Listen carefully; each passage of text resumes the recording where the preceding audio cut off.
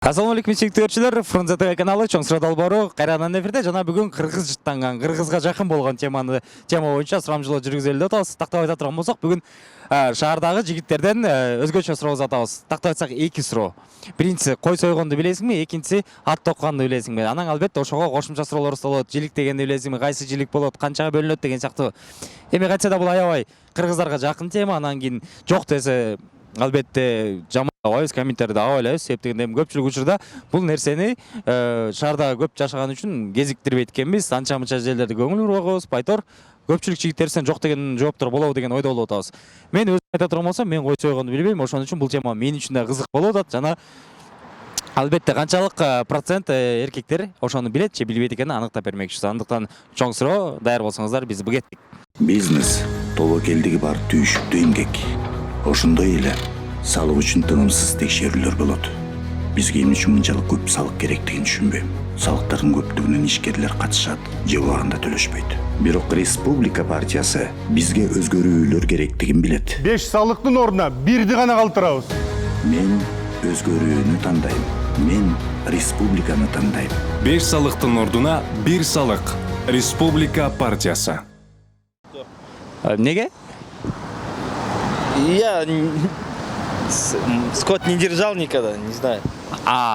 Түшүнүктүү. Конокторго барганда мындай эт таратып койчу. Вообще мындайды билбейм. Биз орусча чоң ойгонбуз. Шаарда. Да. Все понятно. Түшүнүктүү байке, мен деле ошол элем ачык айтканда. Не знаю такой. Макул байке анда. Элиңиз. Мели братан. Давай, удачи. Кактан болосуң? Сокулуктан. Сокулуктан? Жакшы район экен, Кой сойгон билесиңби? Кой сойгонду? Жок. Неге? Союп көргөн эмесмин өмүрүмдө. Канчадасың? 22. 22? 25 чейин үйрөнөм деп сөз берчи азыр. Буюрса үйрөнөбүз. 25 чейин. 3 жылың бар. Жашап калсак үйрөнөбүз. Кой кымбаттап атат, кийин мындай практикасы болуп калат бизде. Илгери любой повод менен эле кой сое берчү келем, даже мындай бир конок келип калса, азыр мындай чоң майрамдарда эле кой союп калдык, Буюрса үйрөнөбүз. 25. Атың кем дедиң? Усман. Усман. 25 жашка чейин үйрөнөт, жазып койдук. Давай. Канча жолу кой союп көрдүң эле? Эзептеген эмесмин. Бирок көп эле, 10дон ашабы? Ашат 10дон. Все, ана профессионал эле турбайсың. Ооба. Красавчик. Сиңби? Канча жолу кой союп көрдүң эле? Көп эле. Кел анда шашпай тур, себеп дегенде билгендер аз экен. Вактың жок ба? Макул, давай. Кой сойгонду? Не знаю. Билбейсиз, буга чейин союп көргөн эмес. Не пробовал. Не пробовали.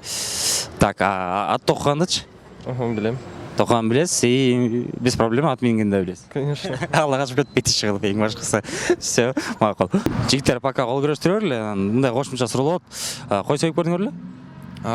Сенчи? Жок. Эт бөлгөндү билесиңби? Жок, анысын билбейт экенбиз. Ким утуп атат биякта азыр? Бияк күчтө. Мен тотум.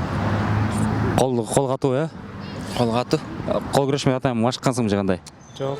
Жаңыдан үйрөнүп атабыз. Бишкекке жаңы келди. Бул менен силер профессионально алектенесиңерби? Мындай методдорун билип, кантип тартыш керек, эмне кылыш керек деп. Салмак канча? Салмак 70. Сеники? 72. Силер менен аны эрегишип эле коюш керек экен. Короче, урматтуу көрүүчүлөр, мен утуларыма явно эле мындай смело кое берсеңер болот. Себеп дегенде кармаган эле башкача болот. Жок. Бирок эми кайтса деле интерес, Аты ким дедиң? Мухаммед. Мухаммед, утуп берсең 500 сом берем, эркекчи. Кеттикпи?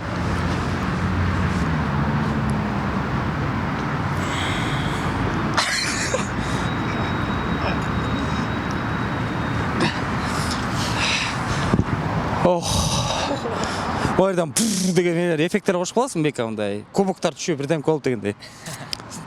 Чын-чынында келгенде утулуп берип койду ошо, себеп дегенде колдо мындай сезген жокмун. Ойноп кой дейм, байкеша көңүлүн тоюп калсын деп, ачык эле айтканда. Рахмат утулуп бергениң үчүн. Чыгат да? Жок. Сиз билесизби? Билесиз. Буга чейин көп эле жолу кой сойгонсуз. Мен соючубуз, Эт тарткандычы? Эт тартканды эле билесиз. Улуулата кимге кайсыл жилик тийиш керек? Мисалы, береке, мисал айтып бере аласызбы? Бул жилик буларга, бул жилик буларга кетет деген. Камера айтып бере койчу. Макул. Ат токкандычы? Ат токкон билем. Аны да айта албайсызбы? Кантип токуйт, кандай кылат? Жөн айта алабыз эми. Теме камера айтып берип атчы. Эт тартып жиликтегенди билем, бирок эт тартканды билбейм. Кимге кайсы жиликти же түшүк болуш керек экенин так билбейсиң. Жок, билбейт экен. Жезделерден может аталардан мындай үйрөнүп алайын деген ойлор барбы? Бар. Кошумча суроо, ат токкандычы? Ат токканды билем. Ат минип эле жүргөнсүң, токкуйсуң. Ооба. Ал сага эч кандай кыйынчылык туудурбайт, канча жиликке бөлүнөт экенин анда билбейсиңби? Жок, аны точно билбейт. Макул, жакыркан. Жок. Сенчи? Салам алейкум. Жок. Ат токконду билесиңби? Билем. Кантип токуйт? Кадимки деле токуйт. Жабдыктарын айтып койбойсуң. Жаптан билбейм да канча. Үстүнө бирдемке чытасың, эрди кытасың, мындан тартып коесуң, болду, Ошол сыяктуу. Ладно, шаарда чоңойгонсуң. Жок. Айылда элеби? Жок, койсогону качан үйрөнөбүз? Шашпай эле дейм. Шашпай. Пока жезде болмоюнча чоңундай байкешкеде. Мейли, макул. Жок, жакшы билбейм. Жакшы билбейсиң, бирок союп көргөнсүң. Жок. Вообще, калгандарсыз? Жиликтегенди билбейм. Сойгонду билесиң, бирок жиликтегенди билбейсиң. Ооба. Союп жиликтегенди ким билет? Жок, мен жардам эле бергем. Шыракта эле карап отургансың, О, Териси түшүп кетпесине мындай кармап туруп. Жакшы, мен деле ошол эле деңгээлден брат, ачык айткандачы. Өзүм өмүрү союп көргөн эмесмин. Ачык эле айтыш керек аны. Силер деле ачык эле айтып атасыңар. Качан үйрөнөбүз? Кудайга шүкүр жакында үйрөнөбүз го дейм. Жакында канчага чыктың? 18. 18. 23 чейин үйрөн брат. Антпесе, үйлөнөм деп калсаң анан кой сойдурабыз күйөө алага деп калса вообще Сөзсө макул экен. Anja чата. Мен уже 27 келип калдым, мага уже кеч дей берди. Мейли жигиттер жакшы эс алды. Сизби же жалпыңыздар эле? Кыскача кантип баштап, кантип бүтөт, канча жиликке бөлүнөт? Кыскача болгондо муздайт да. Муздап? Анан териден ылдый көздөй союп, калган Хорошо. Ана өзүңүз кайдан болосуз?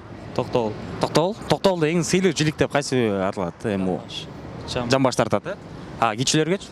Баш тартат, Түшүнүктүү. Бирок бул мындай базовый эле знание, бирок ар бир кудага же ар бир конокко кайсы тартылат экен мындай детально билбейсиз же билип коесуз. билебиз.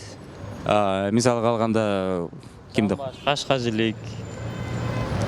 Калган дальше вообще кетет. Дальше тем по ситуации застрахованы карап турмун, бир көзүмөн кычыкпайм, 5 табак экен деп коймойт, Ооба. Все, жигиттер, красавчики. Рахмат. Кой союп көрдүңөр эле? Нардындык жигиттер кой сойгонду билет го дейм. Сизчи?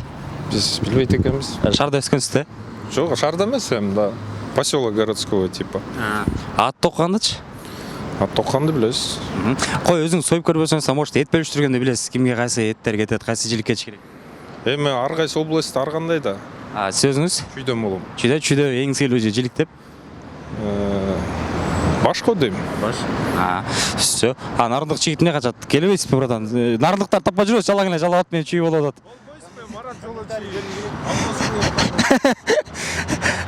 Макул. Шаарда чоңойдуңар эле, айылдабы? Айылда. Кой сойгонду билесиңер? Билесиз. Ат токканды билесиңер? Билебиз. Койду кантип союп, кантип жиликтейт? Кыскача. Просто билебиз деп коюп кутулуп кеткен болбойт да? Биринчи муздайбыз, андан кийин терисин сыйрыйбыз, андан кийин ич агарын алып чыгабыз, андан кийин устукандайбыз. Болду. Койдон канча жилик чыгат? Койдон деген 30. 30, ровно. Эң сыйлуусу кайсы болуп калат уларга? Эми сен өзүң кайсы тараптансың? Гөлдөн. Гөлдө эң сыйлуу жилик кайсы болуп калат? Куйрук. Эң кичинекейлерге кайсысын тартып койсо болот? Мындай сыйлуу жашыраак конокторго. Баш тартып. Башты? Көңүртөң жакшы эле токшойсуңар, Ат токканда вообще проблема жок экен анда. Жок. Ай, красавчики. Кой союп көргөн эмессиңер? Себеп шаарда чоңойдуңар же буга чейин мүмкүнчүлүк болгон эмес? Мүмкүнчүлүк болгон эмес. Бирок үйрөнүүнү ниеттери барбы? Ооба, башка түшсө классында. Байтал жарга дегенде. Макул. Ат токкандычы? Билебиз. Ат менен эле жүргөнсүз, токойсуз. Ооба. Жиликти эт тартканды деле билесизби же билбей каласызбы? Бизде мисалы үчүн айылда өскөнбүз, бизден чоң улуулар только улуулар кылат. Жаштарга орун бербейт да мисалы үчүн. Бирок ошол нерсени мындай бир сыйра үйрөтүп коюп, чо жигиттер силер билдиңер, жаттап калдыңар. Эми кийлигишпей тургула, биз өзүбүздүн кылабыз, анан убакыты келгенде, возраст келгенде десе, эртең бир күнү бир сыйлуу жерге барып калганда, мен эт тарт деп туруп, алдыңызга бир. Конечно, тартабыз да баары, по-любому. Аны тарта аласыз, Ооба. Кыйынчылык жок. Вот союга келгенде бир аз татаал болуп калат экен. Өзүңүз каяктан болосуз? Жалал Ат. Жердеш турбайбы? Тем более. Эми карап тур, экөөбүзгө шору сатыйт десең, талас жака нарын жака чүй жака талас нарын жака мындай күйөө болуп түшүп кала турган болсок биринчи очередь койсо жүрөт да. ооба Ал жерде кантебиз? соебуз Билбей туруппу? айттым башка түстө кылабыз. Айла жок, красавчик. Жалап аттык да, нукара. Давай. Кой союгунду билесиңби? Ну, более-менее. Союп көрдүң беле? Где-то смотрел, где в детстве көргөм да, аны. Тока көргөнсүң, бирок бычак кармап көргөн эмессиң. Андай берек атамдын кесип аткан кезде карап мына мондой болот деп көрүп аткам. Эт тарткандачы, жилик дегенди кимге кайсы? Анысын билбейм. Такыр билбейсиң, э? Кичиде кичине болсо эле ата канча эле билбейм. Негизи үйрөнөйүн деген ниеттер барбы? Ооба, бар. Монда учурлар болду эле, конокто же бир жакта отурсам этти бөлү же болбосо койду соя калды. Боло эмес андай. Неудобный положение чөлек. Жок. Макул. Шакыр. Өткөнсүңөр? Жок, көлдөн. Көлдөнбү? Көлдөн болсо кой сойгонду билесиңерби? Ну, мындай кандай айтсак, муздаган билбейсиң, алган. Муздаганда эми ошондон башталат го негизи. Жок, эми муздагандан коркобуз да эми как бы. Мындай. Кандан коркосуң сен? Хорошо, муздап берсе, дальше союп кете бересиң, терисин сыйрып. Эмнеден башталып, эмне менен бүтөт? Ну, башын нетет, муздайт биринчи, терисин сыйрыйт, терисин сыйрып ичаган чыгарат дейт, өшүнөн баштап. Ну, андан кийин ичаган чыгарып аны устуккандайт аяктан. Канча жилге бөлөт койду? Жилигин карага орга кетет, андан кийин сандар кетет. Ошондо сан болгондо чүкө эти кетет да. Чүкө эти кетет, мойын эт кетет. Мойын эттен кийин эмне кетчү эле? Короче, кете берет десең, бышырып көрдүң беле? Ооба. Тузун сезип билесиң, канча суу куят? Аны чоң майка элеметпесе биз жеткирбейчи. Сезе кел карай калчы деп. Тандап койлачу деп. Анан эң башкы суроо, эт тартканды билесиңби? Кимге кайсыл кеш керек? Жок, аны билбейт. Ну, эми аргасы жакта арганда болот да. Например, улууларга таластан, наоборот, койдун башын улууларга тартат, көлдөн күчүлөргө тартат. Билет турбайсың почти. Ну, мындай чала-мала дейм. Вот, эми ошо чала-мала дегенде биздин поколениябыз негизи билет. Мен өзүм мойнума алам да, билбейм да. Мен даже койда союп көргөн эмесмин, эт да тартып көргөн эмесмин. Көп учурларда сыйлуу жерлерде отуруп калган болсоң, табакты алдыңа түртүп туруп этти бөлүштүрө калсаң, бетиң кыпкызыл эле отуруп каласың да. Эми айтасың, билбейм деп элем, майкелерибиз бар да. Жок, билбейм дегенде мындай болот атпайбы? Кериктер түшүнөт эми, бул шаарда чоңоюп калды да балдар. Түшүнсө болот деп коет да, кериктер беттен алгалы урушат. Кыргыздын жигити болгондон. Бирок ошол айткан эжелер туура аныкы да, мындай. Билиш керек да, жигит болгондон кийин дейсиз, анан кийин башың монда турасың, шылкыйып, чай ичип бүткүчө баары туруп кетмейинче ошол бойдон башың жылбайт да. Сенде андай ситуация болду беле? Жок, эмес. Боло элек, э? Сендечи? Боло элек. Сен полный билет окшойсуң, э? Менби? Жок. Союп көргөнсүң бирок. Союп көрөм. Айыл чоң эмесмин. Ошон үчүн эми билип келатам да. Ат токкандычы? Ат токкогонду? Жок. Сенчи? Аттын, ошо аттыкын билбейм десер үчүн. Билбейсиңер, э? Макул. Үйрөнүп алгыла жигиттер, уят болобуз, общий уят болгон табыз. Чакан бизнес үчүн кредит алуу канчалык оор экенин билесиңерби? Кичи ишканалар жардамга өтө муктаж болуп туруп, эң начар колдоо көрүшөт. Бирок Республика партиясы өзгөрүүлөр керек экенин билет. Кичи жана орто бизнеске насыя 3%тен берилет. Мен өзгөрүүлөрдү тандайм. Мен республиканы тандайм. 3%дан бизнес насыялар. Республика партиясы. Өзүңүздөр уккандай көргөндөй эле 60% эркектер билбейбиз дейт. Балким 70% болду. Айтор бул өтө таң калыштуу эмес. Себеп дегенде шаардын жашоосу менен күндө эле кой союлуп, күндө эле той топур аштар бериле бербейт экен. Бирок ага карабастан үйрөнөм деген адам каалаган любой жерден таап үйрөнүп алат. Үйрөнгүсү келбеген адам күнүнө маңдайында 10-20 кой союлса да үйрөнбөсө керек дейм. Ошон үчүн бардык нерсе каалоодон, бул нерсе балким биз үчүн бул күнгө чейин кызык эмес болуп келгендир, бирок жакын күндөрдүн биринде эле менин башыма түшкөн, анан аябай кызык болуп калды. Мен эле ушундаймынбы же шаарда көп эле билбейби деп. Сөзсүз түрдө үйрөнүш керек экен. Анан албетте ар бир той топурларда, ар бир коноктосуда кой союла турган болсо, биринчилерден барып көрүп, жаттап, үйрөнүп канча жиликпен мен өзүм үчүн ошондой тыянак чыгарып, себеп дегенде жакын арада балким бир жакка күйөө болуп калсам, бир аз уят болуп калышы мүмкүн деген ойдон. Негизи ал себептен да эмес, кыргыз болгондон кийин, кыргыздын жигити болгондон кийин ат мингенде, ат токкондо, анан кой сойгондо албетте билишибиз керек экен. Ошон үчүн билген болсоңуздар буга чейин, анда жигиттер силерге лайк. Эгер биле элек болсоңуздар, анда баарыбыз буюрса жакын арада биргеликте үйрөнөбүз. Фрунзе ТВ, Чоң Сыра долбоору, көрүшкөнчө.